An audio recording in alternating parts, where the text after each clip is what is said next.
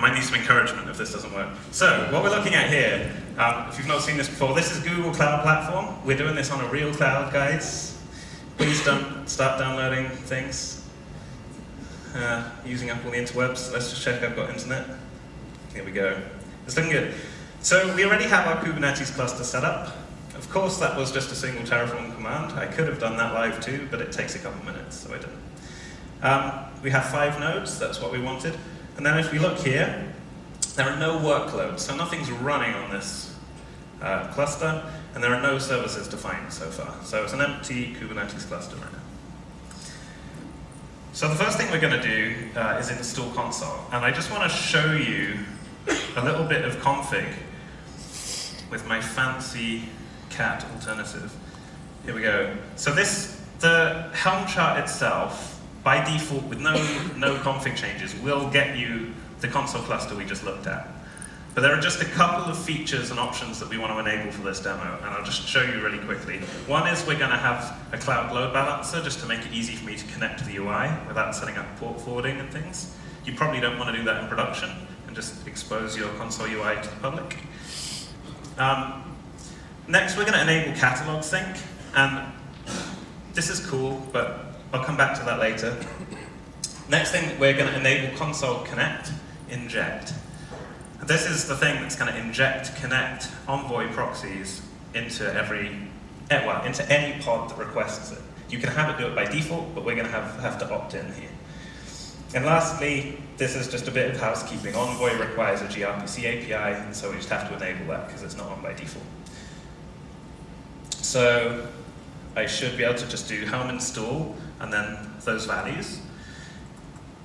I'm going to give this a name. I'm just going to call it Consul. This is just Helm. If you've not used it, picks a random name if you don't give it one, and that bugs me. So, and then really soon, our official Consul Helm chart will actually be adopted by the official central Helm repository, and so you'll just be able to do this by name, and it will know where to go and download it.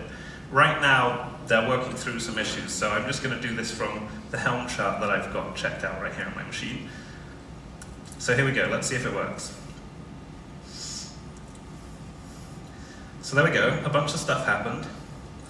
We'll go and see what it set up. So these are the workloads in our cluster now. So it's done something. We have a couple warnings, things are still coming up and getting healthy, but we'll talk through that. What we can see is Consul, this is the client agents, and they're running as a daemon set. So that means 1 per node in your cluster, and there are 5 of those, like we expect. We have the servers here, we have 3 of them.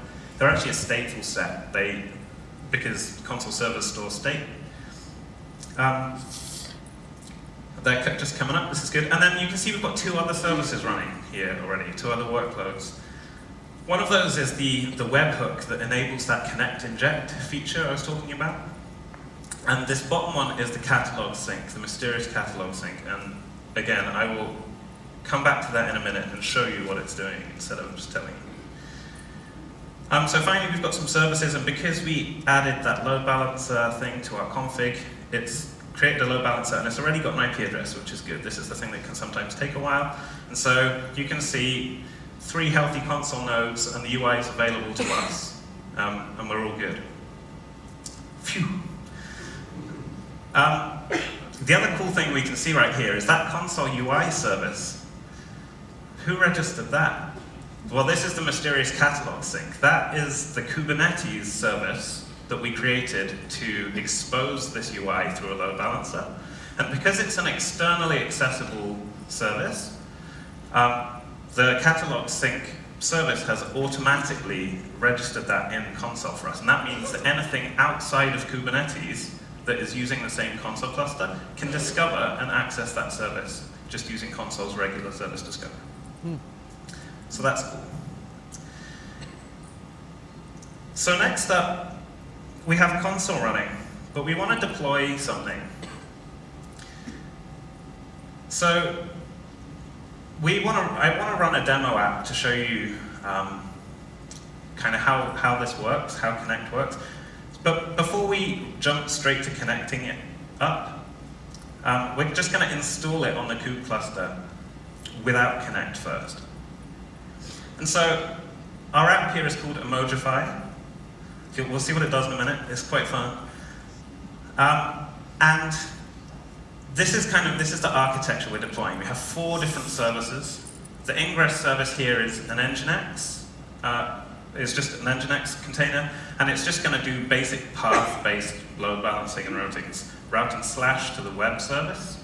I think it's actually called website in Kubernetes. And slash API is going to the API service. And then the API service is a Go HTTP service, and it's going to consume a mysterious backend, which is called Facebox. If I say Facebook, my mistake, then please ignore me. So this is what we want to set up, and we're going to come right over here and see that. So I have all the YAML. So these 4 files contain all of the Kubernetes resources we need to set up this app. I'm not going to show them to you right now. We will take a look in a minute. But let's just see. All I have to do is kube control apply and give it a directory, and all of the resources and all the YAML files in that directory are just going to get created in the cluster for me.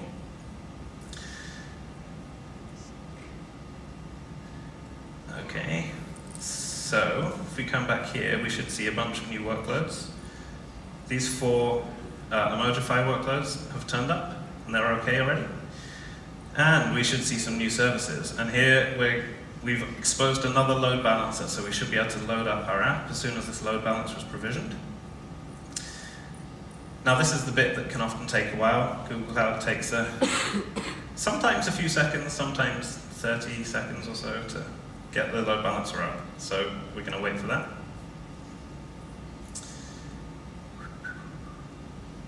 There it is. And then hopefully it's going to load straight away. There we go. So we have our app, and it's up. So let me just show you this app, because this is pretty fun. So this is the website. It's a single-page React app, and it's being served by that website service. And then when we enter an image in here, it's going to submit that to the API service through N.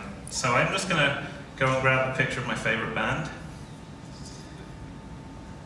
as a test for anyone who grew up in Britain in the 90s. And we're going to submit that, and after just a few seconds of loading, we should find that all the faces in the image have been detected by this Facebox service, which is using some machine learning models to detect faces. And then our backend has replaced them all with random emoji. So that's pretty cool. That's working. But just to recap, this is all just using standard Kubernetes service discovery. So our challenge now is, how do we use Connect to connect these services together? All of these services are exposed to the whole data center at the moment. So I have an alternative set of YAML files here. Don't you just love YAML? You can't get enough of it if you work with Kube, anyway. So I just want to show you, I'm not going to show you the diff for the whole lot because it's kind of repetitive, but I'll just show you one of just the API service, the changes to that. This is the one sitting in the middle. Remember, Nginx is talking to API, and then API is talking to the Facebox service. So the first change here is we don't have a Kubernetes service definition anymore. This is because we just don't need Kubernetes service discovery for the actual app. I could have left it in. It doesn't make much difference, but we're going to remove it, and we'll see why in just a second. And then this is all the rest of the changes to this service here. You can see we've added a couple of annotations. That first one is just opting us in. It's saying, please inject an Envoy proxy into this pod so I can use Connect. The next one is config for the proxy itself. It's saying the local app's running on 1990, and that's the same thing you see down here. This is the argument we're passing to the binary to listen on 1990. And then there's the last one is saying to the proxy, we need to speak to the Facebox service to consume that. So that's here.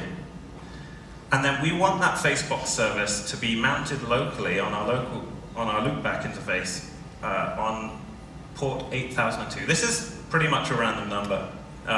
The only thing that cares about this is this line down here. So this is only accessible inside the pod, inside the network namespace that's running this service. So as long as these two things match, we're good. And then you can see that the URL that we used to be giving for Facebox was using kube-DNS. This is Kubernetes kind of service discovery mechanism. But we don't need that anymore. We just need to talk to localhost 8002. And then finally, we no longer need to bind to all interfaces, and we only bind the actual service to localhost as well. So nothing is going to be able to access this service unless it's going to come through that connect proxy, and the connect proxy is going to enforce mutual TLS and authorization. So I'm going to apply this. And then we can go and watch the workloads all restart. Hopefully, they're usually pretty quick. The ingress takes the longest because there's a couple of them, and it does rolling restarts. We just need to wait until the old one's gone. This pod's still initializing. You can see the revisions here. This will still work, by the way. The app is still up. I just want to make sure I'm definitely hitting the new thing that's using Connect before we move on.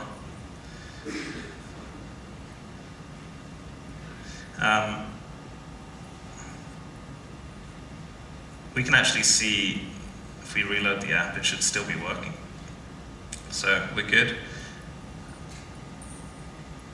And I'm just going to wait until that's good. Everything there is still happy. This is the fun bit of live demos. These just are working so far. Just got to fill the dead air. Okay, well, so I could carry on here, and we get a 50-50 chance, right? We have one ingress that's running the old version without Connect, and one that's running the new one right now. So shall we play roulette? See if the rest of it works. Actually, one thing I can do is just go on. You didn't see that bit, right? Okay, so now we just have one instance of this thing running, and it's the new one, so we could, except it's not. Kuber's too clever for me. It's beaten me. So, any minute. Okay, I'm going to talk through the next bit, and then we'll see if it works. And hopefully by the time I've talked through it, it will. So, this is probably now running using Connect, right? But you can't see any difference. Maybe that's because we're hitting the instance that's not using Connect yet, but maybe that's because Connect's actually working and is allowing all by default. But we can demo that it does work by coming, this is back in the console UI, and we can create an intention that explicitly denies, if I can type, denies all traffic that's going between the ingress, that Nginx, and the website. So if we create that, then instantly you get a 502. This is an expected error, guys. You should be happy about this one. Yeah. So this is Nginx. Thank you. This is Nginx attempting to connect to a website instance, and yet the proxy in the website instance is saying, sorry, you can't connect. The authorization call to console is failing, and so it's just dropping the connection. And so Nginx can't get a connection to any of the backends for website, and so it's giving you a 502 back. So this is showing us that console's intentions are working. And as soon as we delete that intention, I didn't mean to do that. That'll do. As soon as we delete that intention, everything comes back up and we're working again. So this is showing you that Connect is now securing and controlling access to every one of those 4 services, and they're all now encrypted on the network. Okay. So we've seen how to add Connect to an existing Kubernetes app. And it was all right, wasn't it? It was just a couple of lines of change to